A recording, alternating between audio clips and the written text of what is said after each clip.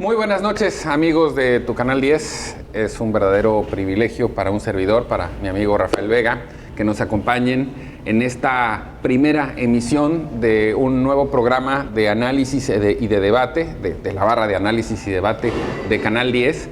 Hoy, además, con la fortuna de estar en el restaurante Tony Romas de la ciudad de Mérida, que son hoy nuestros anfitriones y además nuestros padrinos, porque por lo menos en esta primera ocasión podremos disfrutar aquí del rico café y de los ricos platillos de su menú.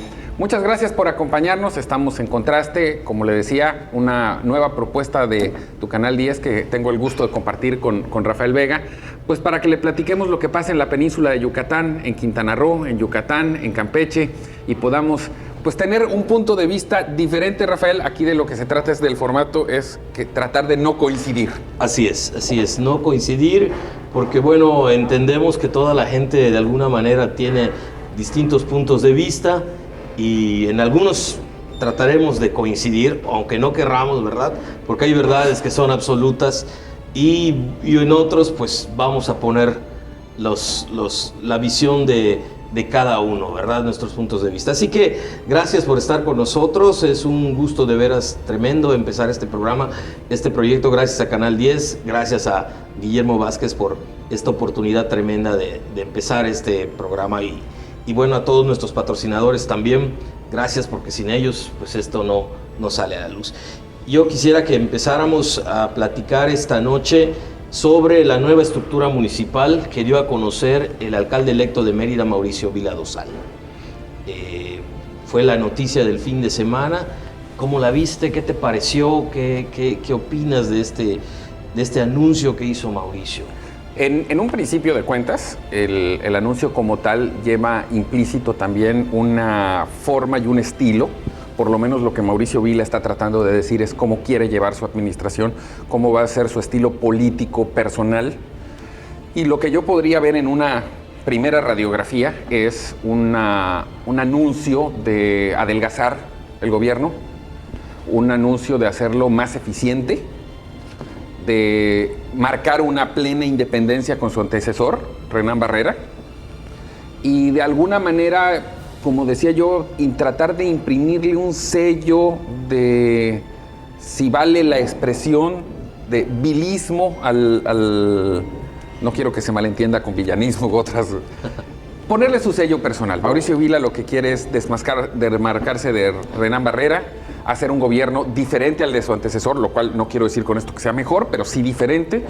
Creo que hay una tendencia, como lo apuntaba, hacia el ahorro, hacia la transparencia. En principio, a reserva de lo que opines, que además espero que sea en contra, porque de eso se trata esto, yo así lo vería en principio. Mira, yo no estoy muy de acuerdo contigo y te voy a explicar por qué. Mauricio Vila viene de un proyecto no personal. Mauricio Vila tiene la influencia, desde luego, de Renán Barrera. Recibió el apoyo de Renán Barrera, eso fue notorio en toda la campaña, y desvincularse, desligarse de Renán es totalmente complicado y difícil para él. Otra cosa con la que no estoy de acuerdo en el término de adelgazar. No es un adelgazar, se habla de un ahorro con esta estructura municipal que va a ser de 3 grandes coordinaciones generales. Se habla de un ahorro de 27 millones de pesos. Yo no creo que la idea sea verse bien con que vamos a ahorrar recursos a favor de los meridanos. Yo creo que lo que él está previendo, que viene un año muy difícil, que 2015 está cerrando muy complicado y 2016 se dice que va a ser un año muy complicado aún más, entonces él está previendo esa situación. No creo que quiera él aparecer como el alcalde ahorrador, sino que el alcalde previsor de una situación que van a ocasionar muchos recortes, la suspensión de programas. Entonces, ahora sí que está tomando esta previsión. De la gente que él ha nombrado para su gabinete, hay muchos repetidores, 7, así Son 7 los Pero no veo al repetidores. principal, a Chopi Martínez, por ejemplo. Sí, pero... No solo porque Chopi tenía una posición privilegiada como oficial mayor y además se decía que era el verdadero poder tras el trono con Renán Barrera, sino porque además él es el vínculo y la relación estrecha, amistosa, con los dueños del dinero y del poder económico en Mérida. O sea, al final de cuentas, yo hasta veía como que él era una posición del sector empresarial dentro del municipio, porque es amigo entrañable de las principales figuras económicas de esta ciudad. Lo cual habla muy bien de él, independientemente Claro. de su trabajo en el ayuntamiento. Pues bueno, era un representante de ese sector y era el poder. Y no lo veo en la nueva lista. No está, pero hay otras personas que también tienen muchos vínculos con otras gentes, ¿no? Vamos en calma, en orden, para explicar un poquito de esto, ¿no? Para empezar, la Oficialía Mayor desaparece. Se crean 3 coordinaciones, la General de Administración, la General de Funcionamiento Urbano y la de Política Comunitaria. En la primera de Administración, Mauricio ha nombrado a Álvaro Juárez Laviada, un joven de 28 años. Se me hace una persona, con todo respeto a la juventud, ¿verdad? Pero se me hace una persona muy joven para tener tamaña responsabilidad. De lo que se ha mencionado de sus antecedentes, de su formación, fue secretario particular de un delegado en Coajimalpa, ganó un premio de innovación, de emprendurismo, y ha sido un empresario, ¿no? Como su familia, la familia Juárez, desde el abuelo, su papá, pues conocemos su trayectoria y sabemos que son muy vinculados al sector empresarial. Yo no le veo tanto problema, ¿no? Si la juventud tiene ese empuje y tiene este ímpetu, podría ser un buen administrador. Me llama la atención la coordinación de funcionamiento urbano, donde ponen a César Bojorquez Zapata. Bola cantada, ¿no? Digo, experiencia, un buen desempeño en la elección pasada, aunque no haya ganado, pero un buen desempeño y además ya fue alcalde. Y además vinculado con el grupo de Xavier Abreu, ¿no? Que siempre ha sido llamado como la banda del balón. Tienes que equilibrar, ¿no? Sí, pero es ahí donde se empieza a marcar la tendencia y la presencia de este gabinete, que algunos lo llamaron el Xabinete, ¿no? por el vínculo que tenían con Xavier Abreu. Xavier Abreu, panista veterano, que hace poco menos de un año anunció que regresaba al Partido Acción Nacional a trabajar internamente. Yo creo que de regresar no hablemos. Bueno, volvía. Lo caído, y seguramente ya se lo gastó. Sí, y argumentaba que lo hacía por una razón económica, ¿no? A pesar de que, menos iba a regresar. Entonces. Claro, a pesar de que ha sido, pues, fue el titular de la Comisión Nacional de la CDI, fue secretario de Desarrollo Social en la administración de Patricio y ha ocupado muchísimos cargos en las administraciones municipales que ha gobernado el PAN en Mérida. Pues César Bojorquez sí, desde luego tiene una gran experiencia, fue alcalde en el 2007 al 2010, en la elección en la que el PRI regresa a la gubernatura, él se adjudica la joya de la corona, que es cuando surge esta frase. Fue subdirector de Servicios Públicos Municipales en el primer gobierno panista hace veintitantos años, en la primera administración de Ana Rosa Payán. Después fue director de Servicios Públicos Municipales con Luis Correa y con Patricio. En la administración de Patricio como gobernador fue el director de la JAPAI.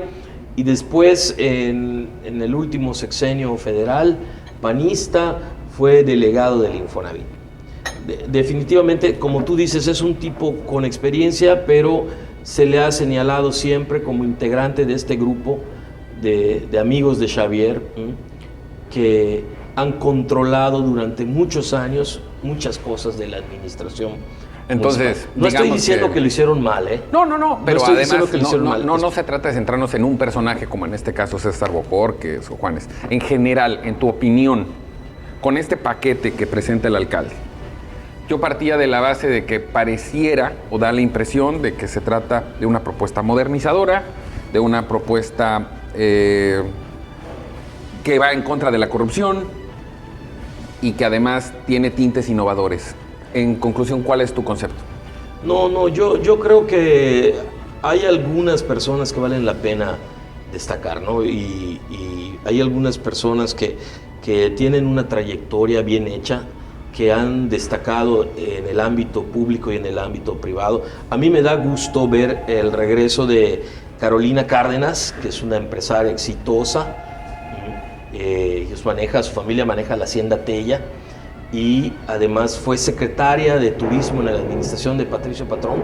Una actuación de verdad muy bien hecha, destacada, que incluso recibió un título nobiliario del gobierno de Gran Bretaña por su asistencia a los turistas durante la emergencia del huracán Isidoro, o sea, reconocida internacionalmente.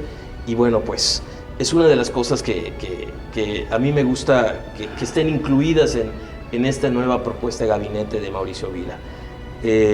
Nos tenemos que ir a una pausa. Pero no tardamos nada. No tardamos nada y seguimos hablando.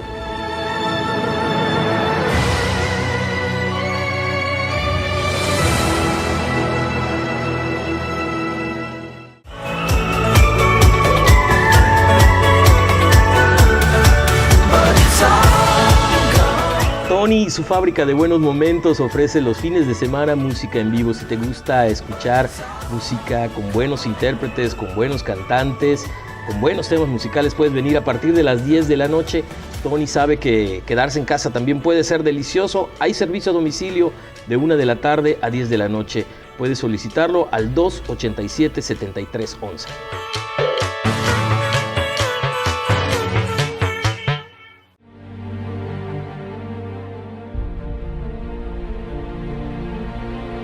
Estamos de vuelta y nos quedamos abruptamente sí. en el término de tu análisis y que te pedía yo como a manera de conclusión. Estamos hablando de la conformación del gabinete de Mauricio Vila, alcalde de Mérida, por Acción Nacional. Y Rafael nos estaba haciendo un recuento de quiénes son los principales protagonistas de esta nueva administración, quiénes repiten, quiénes se integran, a qué grupos pertenecen. Y te pedía yo como a manera de conclusión un balance general. Claro. Y un comentario a lo mejor pues de los más importantes, ¿no? Sí, mira, no se vale descalificar a nadie a priori, ¿verdad? Y yo creo que toda esta gente tiene el beneficio de la duda. Lo que sí, hay un vínculo claro con la gente de Xavier Abreu, Rommel Uribe, el mismo César Bojorquez, están muy vinculados con ellos. Yo creo que Mauricio Vila tiene que hacer un esfuerzo por gobernar él y no este grupo que ha gobernado durante muchos años Mérida. No estoy diciendo que lo han hecho mal, eso le toca a los meridanos hacerlo, pero de que ellos han mandado es un hecho, eso es innegable. Yo creo que hay muy buenas expectativas con el gobierno de Mauricio Vila por su personalidad de empresario, por su juventud, por el empeño que le ha puesto a la cosa política. Hizo un desempeño muy importante como diputado. Creo que ahora que viene la oportunidad de la reelección, no estoy diciendo que él lo vaya a hacer, porque la verdad lo desconozco.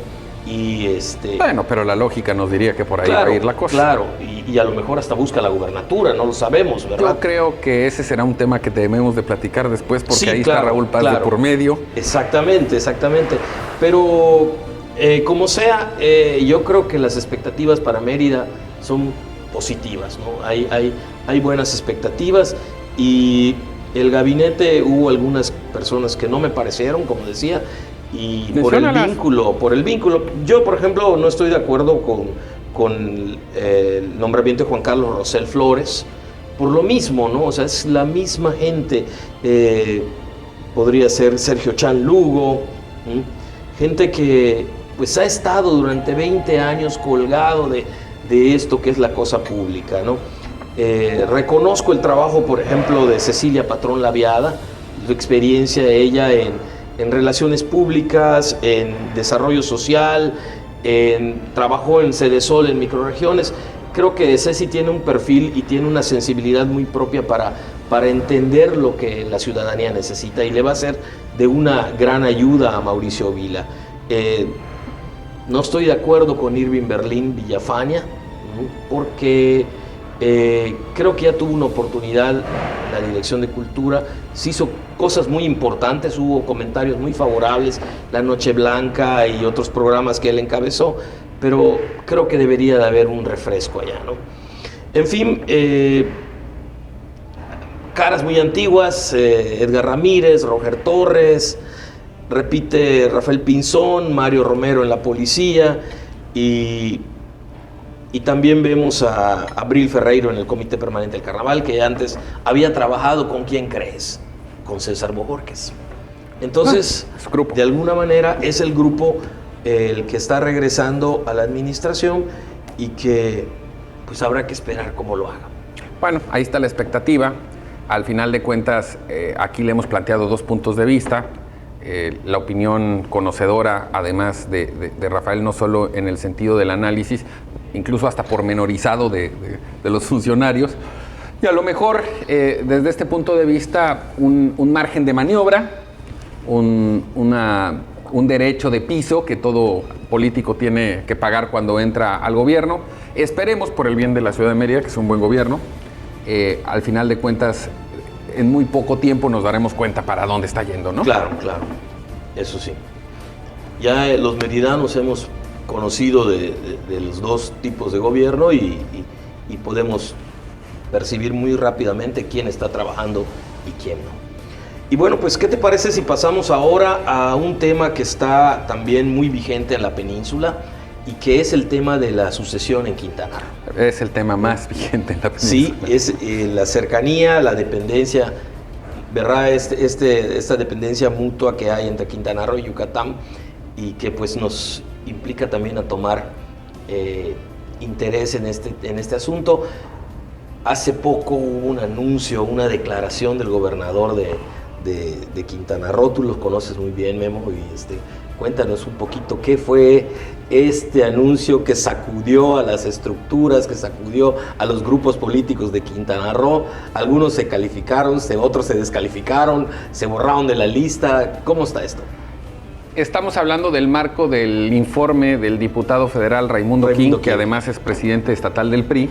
En su discurso final, el gobernador del estado señala de manera muy puntual que nunca más en Quintana Roo se aceptará o se permitirá, palabras más, palabras menos, no lo recuerdo textualmente, que ningún yucateco quiera pretender gobernar Quintana Roo. De hecho, nunca ninguno lo ha hecho, pero hay un aspirante de origen yucateco. Para mayores señas estamos hablando de Carlos Joaquín, subsecretario de Turismo Federal, a quien los quintanarroenses no vemos como un paisano nuestro, a quien vemos como un oportunista, a quien vemos como una persona que está viviendo fuera del Estado, se creció fuera del Estado, sus raíces son fuera del Estado, sus relaciones personales, su familia, bueno, incluso su hija compite deportivamente a un muy buen nivel representando a Yucatán. No hay un vínculo con Quintana Roo y básicamente yo creo que ese mensaje era en esencia para allá.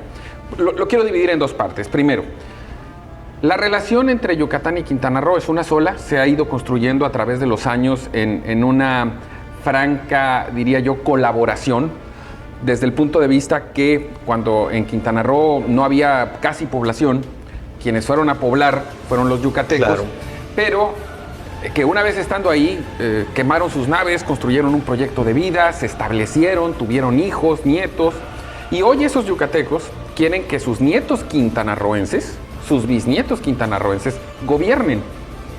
No hay una división, no hay un pleito entre Yucatán y Quintana Roo, eso sería imposible, nuestra relación es cotidiana, claro, está fusionada, compartimos una región, compartimos cultura, compartimos costumbres. Yo diría incluso que si lo vemos a nivel regional, salvo en el caso de Quintana Roo con Campeche, porque sí nos separa un poco más de distancia, no hay una gran diferencia entre Yucatán y Quintana Roo en la vida cotidiana, en nuestra relación afectiva. Donde la tiene que haber necesariamente es en una cuestión de soberanía, de orgullo local, de gobierno, y eso es lo que el gobernador realmente, claro, estaba enviando como mensaje. No es un nativismo a ultranza como se manejó en el pasado, es un quintanarroísmo bien entendido. Esa era la pregunta, ¿es el regreso del nativismo, es el regreso de aquella corriente que hablaba de que solamente Quintana Roo para los quintanarroenses? hay esta dependencia también que tú mencionas de que una gran parte de la mano de obra de Quintana Roo en los hoteles, en la construcción, es gente proveniente de los municipios del oriente de Yucatán, de Chemash, Valladolid, Tizimín, incluso del sur de Yucatán, ¿no? Entonces no puede Quintana Roo deslindarse de los yucatecos. Pero sería mal entendido pensar que nos estamos peleando. Eso no puede suceder. Los vínculos que nos unen son demasiado sólidos, demasiado fuertes. Además, pues no solo compartimos, como lo decía, una región, compartimos cultura, compartimos apellidos, compartimos afectos. ¿Cuántos candidatos o precandidatos o aspirantes están ahora? He oído 5 o 6. Oficialmente, entendamos que en el PRI el gobernador del estado es el jefe político. Claro. Y en Quintana Roo, pues eso se nota todavía mucho más que en Yucatán, por ejemplo. El gobernador tiene facultades dentro de ese liderazgo político para proponer quiénes son los que forman parte del proceso sucesorio y para vetar. Caso concreto es el de Carlos Joaquín. O sea, el gobernador ya vetó la participación de este personaje en el proceso sucesorio de Quintana Roo. Por tal, no es una opción. Ya no estoy hablando de una posibilidad. No es una opción, no forma parte. Entonces, el contingente, digamos, el contingente mayor está conformado por 6 personajes. José Luis Toledo Medina, diputado federal electo. Raimundo Quín, presidente del PRI y diputado federal que termina. Los alcaldes de la capital, de Otompe Blanco, Eduardo Espinosa, de Cancún, Paul Carrillo de Cáceres, de Solidaridad, Mauricio Góngora, y el secretario de gobierno, Gabriel Mendicuti. De esos 6, muy personalmente, en mi opinión, solo juegan 3. Pero al final de cuentas estamos en ese proceso. Pero Gabriel Mendicuti es yucateco. Sí, así es, así es. Con muchos años, avecindado, pero yucateco, al final de cuentas. Claro. Entonces, pues en algunos casos ese mensaje del gobernador aplica no solamente para el destinatario original. El proceso se debe de terminar en tiempos y formas de partido y de legales. Más o menos yo calculo que sabremos quién será el candidato al PRI a la gobernatura de Quintana Roo en enero. Oye, ya estamos cerca de irnos a un corte, pero a mí sí me gustaría, con tu conocimiento, tu experiencia de Quintana Roo y de la política, ¿quiénes son los 3 con más probabilidades para aspirar a la candidatura al gobierno de Quintana Roo? Bueno, lo vamos a dejar para el corte porque efectivamente es un tema importante, extenso y que además merece su debida atención. Pero no nos tardamos nada, estamos de vuelta.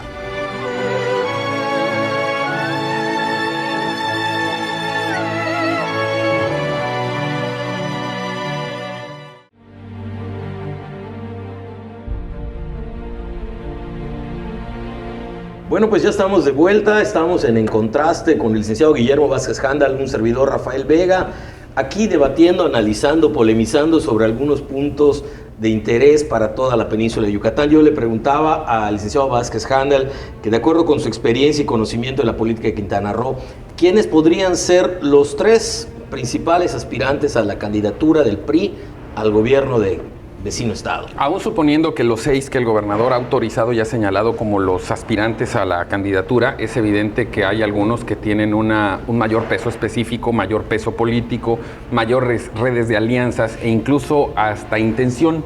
Te lo diría porque algunos de los que han señalado su intención, específicamente como Gabriel Mendicuti y Eduardo Espinosa, han dicho yo quiero, pero no hacen absolutamente nada en consecuencia. No se ve ningún tipo de movimiento, ningún tipo de propaganda. Vamos, es alzar la mano y se acabó, ¿no? Entonces, no se trata de eliminar, pero sí de poner en contexto quienes tienen más posibilidad que otros. Yo en ese sentido veo muy movidos y además los veo con una proyección muy interesante a José Luis Toledo, a Raimundo Quín y a Mauricio Góngora. En mi punto de vista, la decisión del gobernador va a transitar por esos 3. Oye, pero tú de plano ya descartaste a Carlos Joaquín. Sí, completamente. Pero Carlos Joaquín está en el gabinete del presidente Enrique Peña y es subsecretario de Promoción Turística. Y Quintana Roo aporta una gran parte, la tercera parte, ¿no? Se dice, de la derrama económica turística. Es el principal importador de divisas. Pues yo creo que con esos datos Eso que no mencionas, cuenta. no, está muy bien lo que dices, porque aquí en el 2018 también tienen proceso para gobernador, ¿no? Carlos Joaquín es yucateco, sería una excelente opción para el PRI. Pero Carlos Joaquín vive en Quintana Roo. No, nunca ha vivido en Quintana Roo. Pero ha hecho carrera política ahí. Carlos Joaquín nació, creció, se desarrolló y se hizo en Mérida, Yucatán. a una edad ya prolongada, estamos hablando más de 30 años, en una circunstancia de oportunismo político, va a ocupar un cargo público por la referencia de su familia, pero al final de cuentas es una persona totalmente ajena a Quintana Roo, cuya familia directa, su esposa y sus hijos, nunca han vivido en Quintana Roo, públicamente han hablado mal del Estado y de las ciudades, minimizándolo, manejándolo como puebluchos. Eso, ¿cómo llega subsecretario de Turismo, Memo? Bueno, hasta donde yo sé la historia, te voy a decir de una manera muy sencilla cómo llega. Él, cuando está el proceso para elegir candidato a la presidencia de la República, ofreció algunos expedientes en contra de algunos políticos de Quintana Roo que le fueron como una moneda de cambio para que eso le permitiera un cierto acceso al equipo de campaña. Recordemos que a él lo nombran el coordinador general de turismo para la campaña. El señor tenía materialmente firmada la dirección general de Fonatur, pero su trabajo durante el proceso de la campaña fue tan malo que reprobó y no le dieron Fonatur por eso. Le dieron la subsecretaría de Turismo, que era un nivel menor para alguien que ya fue coordinador. Adicionalmente, lo primero que hace desde que toma posesión es pelearse con Claudia Ruiz Massieu Salinas de Gortari. Y eso en este país, pues en mi pueblo se dice escupir para arriba, ¿no? Así es. Entonces yo lo que veo es que Carlos Joaquín hace una campaña para ser candidato a gobernador, siendo yucateco, en los cafés de la Ciudad de México, porque no realiza la campaña en Quintana Roo, va y toca puertas en el ámbito político y le dicen, es que esta no es la puerta que tienes que tocar, es la de tu gobernador. Y el gobernador lo tiene vetado. ¿Por qué? Porque además no se trata solamente de un acto de animadversión personal. Carlos Joaquín es una persona que ha roto los protocolos, el formato político establecido del priismo, desnuda su inexperiencia, su incapacidad, su falta de talento político evidente, a través de una ambición que yo creo que es ya hasta obsesiva y que, como muchos en Quintana Roo sabemos, está dañando seriamente su salud. Ya hemos sabido en varias ocasiones de desmayos en eventos públicos. Se mencionaba de eso. Y bueno, al final de cuentas, en lo personal yo no le deseo ningún mal. No, claro. No se trata de eso, pero yo creo que hubiera sido más fácil que lo hagan a un lado del gabinete del presidente Enrique Peña. Es que no creo que tenga que ver una cosa con la otra. No necesariamente tiene que ver una cosa con la otra. Pero no es una expectativa esa. Entonces, Raimundo King, Mauricio Góngora y José Luis Toledo. Y José Luis Toledo son los que realmente tienen posibilidades. Yo creo, sin temor a equivocarme, porque en esto siempre hay riesgos, que de uno de esos tres va a salir el candidato del PRI a la gobernatura de Quintana Roo. Y al gobernador de Quintana Roo, ¿cómo lo ves desde el punto de vista de su cercanía con los quintanarroenses? El gobernador tiene una peculiaridad que al final de cuentas hace una diferencia con sus antecesores en cuanto a la vigilancia del orden, y esto se nota, por ejemplo, en el proceso político. El momento de la efervescencia, eso es natural, es genuino, todos los aspirantes y sus simpatizantes tienen una aspiración genuina. Y de alguna manera, cuando empieza el proceso, las manifestaciones públicas, las aparentes muestras de apoyo hacia un bando, por ejemplo, en términos de cómo se manejan las cosas en el PRI, tienen que estar previamente autorizadas. Recordemos que un proceso sucesorio del PRI no es una competencia, no es un concurso de popularidad. Es un tiempo en el que el gobernador hace un escrutinio y un análisis del comportamiento de sus eventuales y posibles sucesores para tomar un filtro, escoger a los tres que serán la propuesta que le llevará a su líder máximo, que es el presidente de la República. Estás haciendo a un lado, y Manlio Fabio. En este caso, en los estados, los gobernadores son los conductores y los árbitros del proceso. El vigilante de que todo eso suceda es el presidente nacional del partido. Sí hay una diferencia de llamarse César Camacho a llamarse Manlio Fabio Beltrones, por supuesto que la hay. Claro. Beltrones va a ser una persona que, por sus características y además por la responsabilidad que le toca el año que entra sacar adelante estas 12 gobernaturas, se va a involucrar en ayudar al gobernador. Pero hay un formato en la política mexicana y sobre todo en la política priista, que es el gobernador, solo el gobernador y nada más el gobernador, el que le lleva la terna al presidente. Bueno, ni siquiera durante las administraciones federales de Fox y Calderón cambió eso. Lo que pasa es que no había presidente de la República y lo tenías que hacer con el presidente del PRI. Claro. Pero al final de cuentas ahí los gobernadores tenían independencia. Exactamente. En este caso hay una relación extraordinaria entre el presidente y el gobernador. Hay una relación que además transita por el tema electoral. Yo creo que al final de cuentas lo que el gobernador le proponga al presidente es lo que va a suceder. Lo que sí quiero puntualizar es que hoy por hoy, se diga lo que se diga, no hay un candidato. Hay muchas manifestaciones en Quintana Roo que dicen que alguno de estos tres que yo he mencionado el delfín del ya gobernador. tiene la ¿Quién ventaja, que es el delfín del gobernador. El gobernador está observando, el gobernador está midiendo, les está haciendo un examen y si aún Pero así... siempre hay un delfín. ¿Quién es el delfín? Pues Memo? eso solo él lo sabe. Y si aún así él ya lo supiera, no nos lo va a decir. El asunto es que todos aquellos que hacen manifestaciones públicas, porque no solo estamos hablando de grupos políticos, hay compañeros columnistas, analistas, que ya con mucha certeza dicen que va a ser alguno. Me queda claro que hay un afecto personal de por medio o algún interés. En este momento no hay nadie que pueda atribuirse el conocimiento de saber cuál va a ser la decisión que va a tomar Roberto Borge. En todo caso, se lo tendríamos que preguntar a él y les aseguro que hasta enero no nos lo va a decir. No lo va a decir. No hay candidato del PRI a la gobernatura todavía, hay precandidatos, están en un proceso y obviamente lo que sí yo aportaría es que normalmente los adelantados se tropiezan y no llegan hasta el final de las competencias. Y es un hecho que quien salga va a ser el gobernador, porque... Pues a como están las cosas en Quintana Roo, Roo, para empezar, qué bueno que comentas esto, para empezar, el que sea el candidato, pues va a recibir la suma de todos los apoyos y las simpatías del priismo, porque así es el ADN del priismo, así funciona. La fuerza que mantuvo el PRD, por ejemplo, en el municipio de Benito Juárez, en Cancún, ya se desvaneció. Se disgregó y además con la separación con Morena, pues peor aún. Claro, como porque pasó si de por sí era una fuerza que venía a la baja, dividida en dos, que aún así creo yo que Morena todavía tendría más espacio y fuerza en Quintana Roo que el PRD. Pero estamos hablando de una división que hace observar que ya no son competitivos electoralmente. Y vamos, no hablando estatalmente, ya ni siquiera por la alcaldía de Benito Juárez. De Benito Juárez, que durante muchos años también la y mantuvieron. que incluso hubo un momento en que hay que reconocer que pues, Cancún era una ciudad gobernada por la izquierda de manera de convicción, como lo ha sido, por ejemplo, Mérida con el PAN. Oye, una pregunta más. ¿Por qué este afán del gobernador de deslindarse de los yucatecos y de otras entidades cuando sabemos que Quintana Roo es un municipio muy heterogéneo? Tú mismo mencionas que los pioneros, muchos son de origen yucateco. Y digo, no es el pleito con Yucatán, pero la conformación de la población es totalmente heterogénea. En Quintana Roo todos hemos venido de fuera. La diferencia es cuándo. Habemos algunos que somos de familias de 3 o 4 generaciones. Habrán otros que son de reciente llegada, pero al final de cuentas todos hemos llegado de algún lado.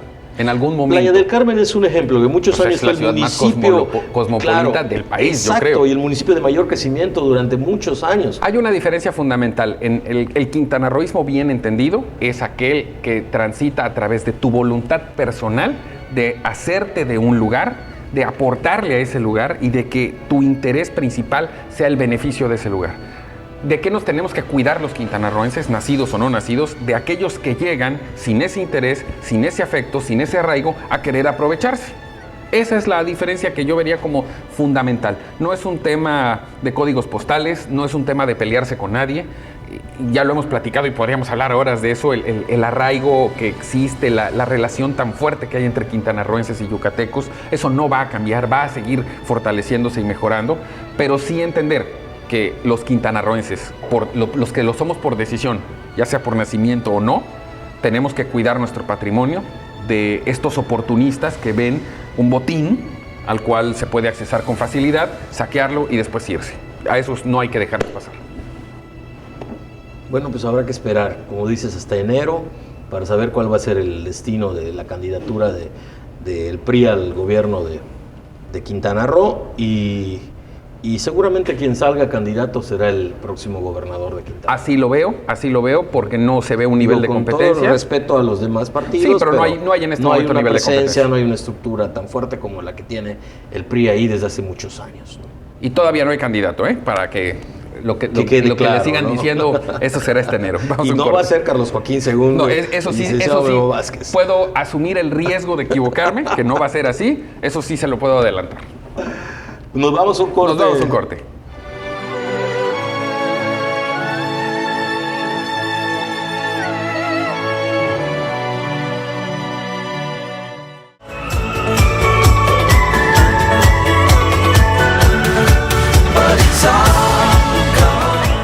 todos los Tony fans, recuerden, todos los días el After Office de 5 a 9 de la noche. Pero si preferiste quedarte en casa, contamos con un servicio a domicilio de 1 de la tarde a 10 de la noche. Pueden llamar al teléfono 287-7311.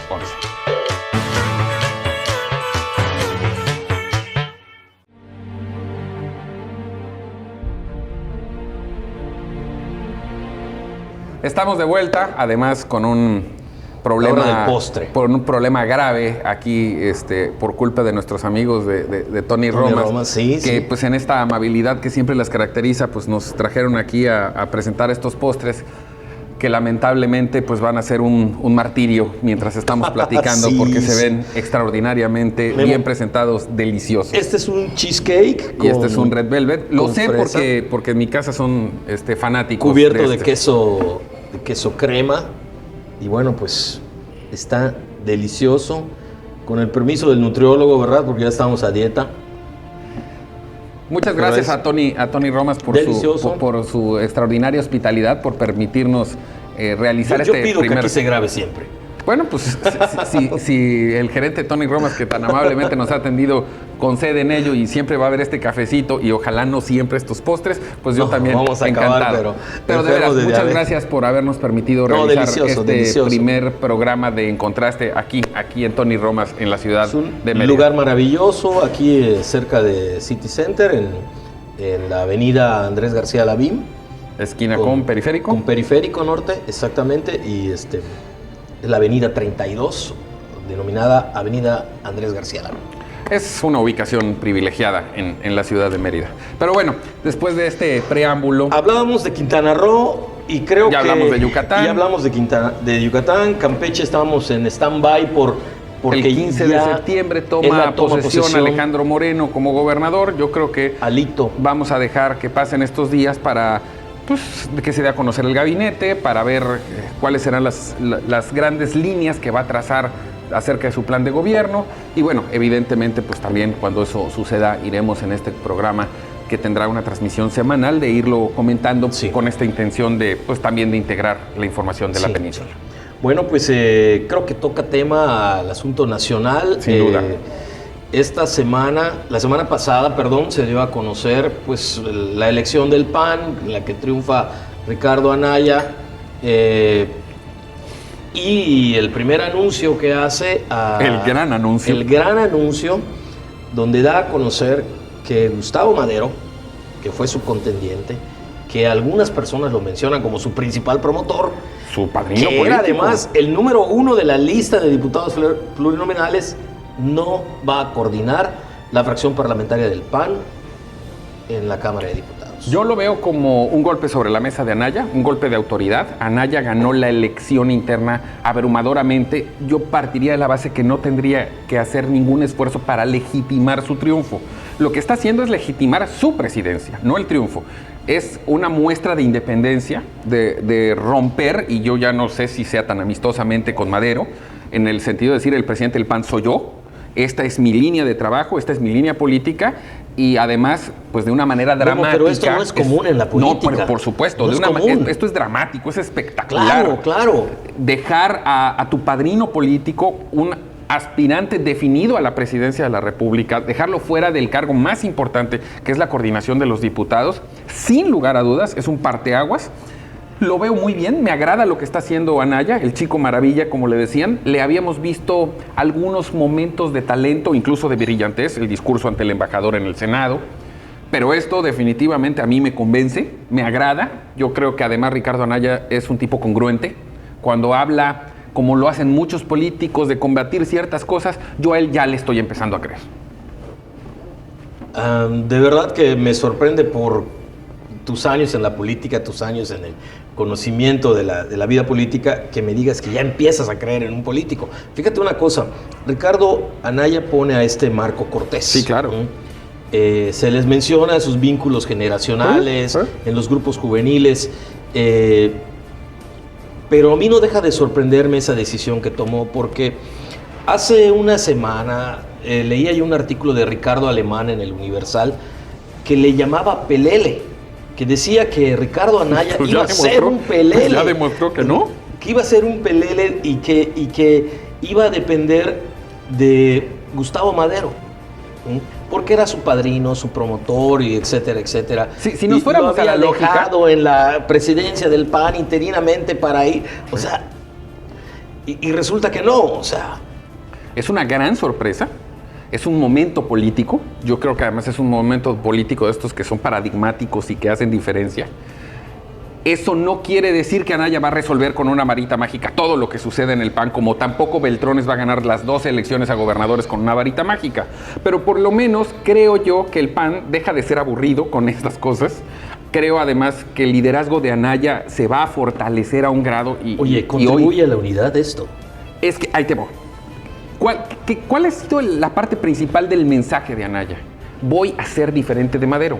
Madero tenía encerrado el partido en una liturgia de unos cuantos y lo primero que ha dicho Anaya, este partido está abierto para Margarita Zavala, para Javier Corral y para todos. O sea, yo lo que veo del tipo es construyendo un liderazgo que fortalezca al partido y no a Ricardo Anaya. ¿Por qué? Es lo más inteligente que hay. Si ese liderazgo fortalece el partido, eventualmente el beneficiario va a ser Ricardo Anaya. Cuando se construyen liderazgos de esa manera, yo creo que son más sólidos.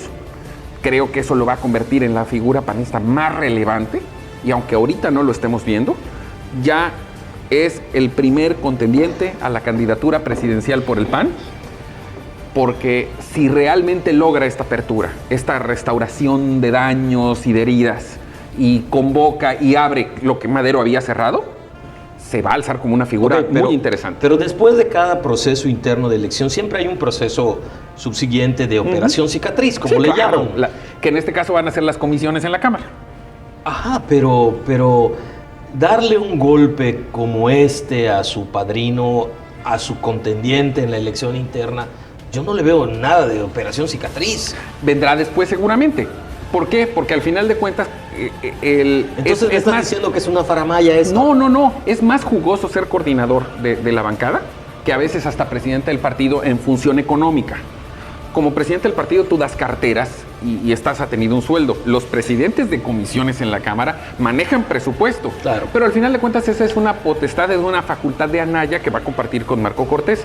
Seguramente, quiero pensar, van a agarrar a los 4 o 5 maderistas más connotados, los van a jalar, les van a ofrecer buenas presidencias de comisiones y a partir de ese momento se genera, o sea, acaban con la rebelión maderista porque Madero se va a quedar solo y esos 4 o 5 maderistas importantes se van a unir. Sin ser amigos de Anaya, van a jugar ese juego que juegan los políticos mexicanos muy bien, de la negociación y del acuerdo, del equilibrio y de la convivencia. Lo que sí veo es la desaparición absoluta de la presencia y de la fuerza de Gustavo Madero. Lo acabó. Yo soy muy escéptico con el Partido de Acción Nacional, porque si hay algo que le ha faltado al PAN ha sido congruencia, ¿no? Congruencia entre lo que dice y congruencia entre lo que hace. Pero a mí Anaya, por lo menos es una percepción, no lo conozco, me da esa impresión que sí es un tipo congruente. En el camino, por lo menos, lo ha demostrado medianamente. Insisto, ha tenido 2 o 3 destellos de brillantez que llaman la atención, no por algo el mote del chico maravilla. Creo que además esta decisión comprueba que el tipo va en serio, ¿no? Sí, además es un tipo preparado, es un tipo a pesar de su juventud, con bastante conocimiento de la política. Diría Beltrones que la juventud es una enfermedad que se cura con el tiempo. Sí, y por cierto, en la visita que hizo Anaya a Yucatán en campaña, habló en una entrevista que podría incluir al actual alcalde de Mérida, a Renán Barrera Concha, entre su gabinete, que lo pensaría. No quiso decir qué puesto le daría, pero pues que podría ser por la cuestión generacional, ¿no? O sea, la cuestión generacional, así como el caso de Marco Cortés, que compartieron actividades en los grupos juveniles del PAN, pues podría estar el futuro de Renán Barrera ahí en el CEN de Acción Nacional. Que además yo no lo vería mal, porque Renán Barrera deja la alcaldía y su partido en la entidad no lo trató bien. No, claro que no. Y tampoco políticamente. Pero dice que él no trató bien a su partido. Yo lo que creo es que los partidos no pueden lastimar a sus figuras per se, porque si eso es lo que estás ofertándole al ciudadano, pues si tú mismo lo descalificas, Y caso concreto lo que yo veo con Anaya, ¿no? Anaya está a lo mejor haciendo las cosas en un sentido inverso a como lo entendemos. No se está fortaleciendo él en lo individual, ni está tratando de generar una imagen por la vía de la vanidad. Está haciendo las cosas para que el partido se fortalezca y eso eventualmente le puede dar a él un liderazgo muy, muy interesante, ¿eh? No quiero decir que estoy rendido de pies ante Anaya, pero me gusta lo que estoy viendo de él, me gusta lo que está haciendo y lo que está diciendo. Bueno, y también se menciona que en las elecciones del próximo año podría ser una gobernatura para el PAN. Se habla de la de Puebla y Veracruz. Y también Veracruz por los conflictos que se han presentado en que esta ambas, entidad. hay que recordar, son gobernaturas de 2 años. Y el mismo Manlio Fabio ya dijo que no esperan cargo completo. Es imposible y además también hay que entender una cosa. Beltrones llega al PRI aplaudido, bien recibido genuinamente por la militancia priista, pero ni él ni nadie puede ganar solo 2 elecciones. Además, Beltrones no va a ser candidato. Claro. Hay políticas públicas que el gobierno tiene que cambiar. Tenemos una crisis fiscal, tenemos una crisis monetaria. Durísima. Y tenemos el problema de los precios del petróleo. Entonces, todo eso se va a reflejar en el bolsillo, en la economía de las familias. Eso genera descontentos, genera ambientes que el informe de la función pública que no fue tampoco sorpresivo, claro, ya sabíamos que iba a pasar. Claro. El punto es que si el gobierno no cambia, eso afecta al partido. Y eso ni Beltrones ni nadie lo va a poder resolver solo. Creo que va a ser un proceso muy competido, de eso tendremos oportunidad de hablar muchísimo. Vamos a tener, aquí al año que entra. Sí, claro. Vamos a tener oportunidad en este espacio de tratar todos estos temas que tú has mencionado, irlos desmenuzando y desde luego compartiendo con todo el auditorio pues los puntos de vista aun cuando estemos en contraste. Espero que les haya gustado este primer capítulo de En Contraste. Aquí estaremos una vez a la semana con ustedes, Rafael Vega y un servidor, Guillermo Vázquez Handal. Nos despedimos por esta ocasión de nueva cuenta agradeciéndole a Tony Romas por el espacio extraordinario de habernos permitido estar aquí con ellos. Seguiremos en contacto. Rafael, muchas gracias. Buenas noches. Gracias, Memo. Al contrario, buenas noches.